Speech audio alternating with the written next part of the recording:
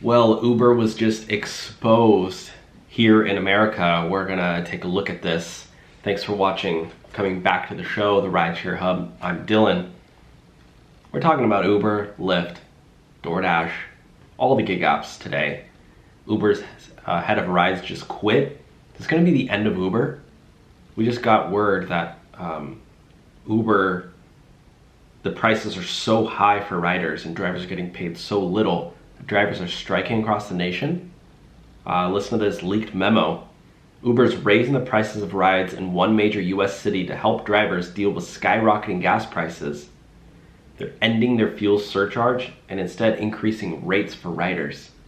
We heard you on the need for further change, Uber wrote in the update sent to drivers recently. This week we're replacing the fuel surcharge with increased rates in Phoenix. So they're ending the fuel surcharge and raising rates for drivers. What do you think about this?